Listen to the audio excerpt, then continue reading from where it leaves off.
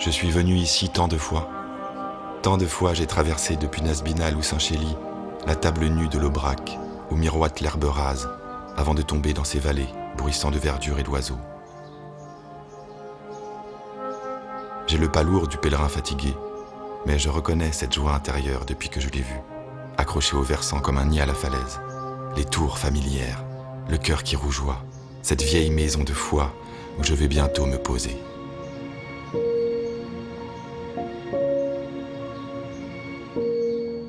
L'abbaye de Conques, vieille comme le Moyen-Âge, mais jeune comme la pierre dont elle est faite. Le schiste et le granit de la montagne, encore tout humide de la carrière où les moines les ont pris. Cette pierre-là, je voudrais la toucher, je voudrais prendre sa force.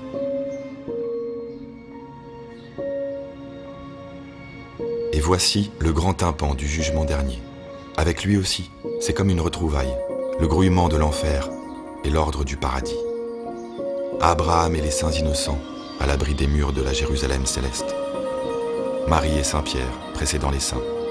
Les fondateurs, les princes, les archanges. Enfin, toute l'humanité pécheresse, sainte et sauvée. Tous les êtres du ciel et de la terre taillés d'un ciseau si net et si franc qu'ils semblent vivre. Non, qu'ils vivent. Simplement animés par ce Christ de gloire, régnant sur les 7 orbes célestes, régnant sur les 12 étoiles, les flots d'en haut et les flots d'en bas, sur l'univers entier.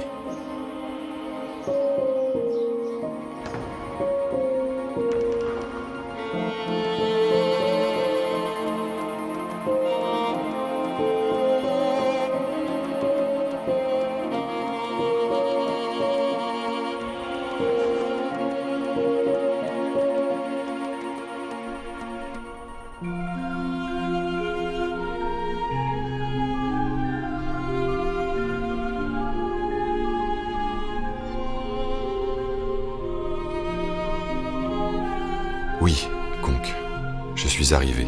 Oui, je viens me joindre au chant de tes moines. Eux qui aujourd'hui comme hier prennent soin des corps et des âmes.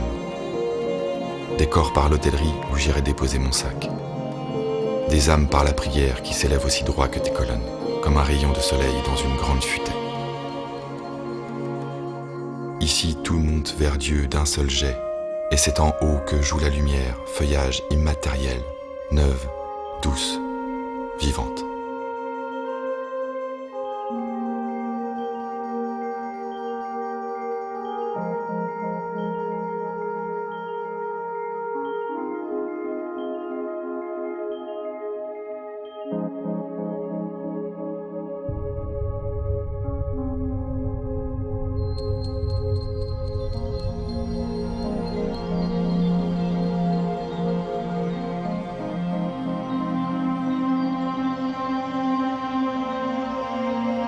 Mais je dois encore aller chercher un regard. Car Conques a un trésor. De même que cette abbaye a gardé la sève de sa jeunesse, de même que ces moines la font toujours vivre, de même le trésor de ses reliques est-il toujours là, recueilli dans une crypte ménagée au flanc de la montagne, comme dans une main protectrice.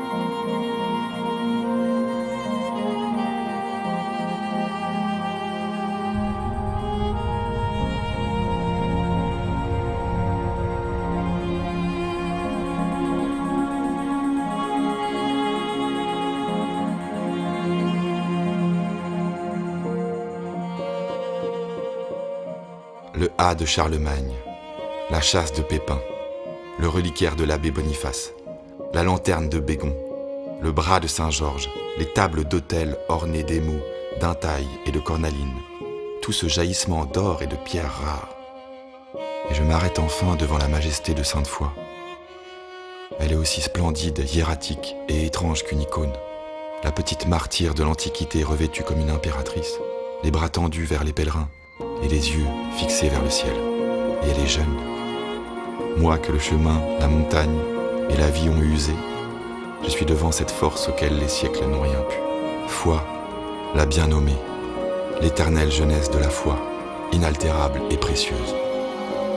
J'ai reçu ici plus de réponses que nulle part ailleurs, tandis que roulent les eaux du Dourdou au fond de sa gorge, tandis que les oiseaux rient autour des clochers de Conques, et qu'au plus vieux de la plus vieille des montagnes de France, je retrouve ma jeunesse.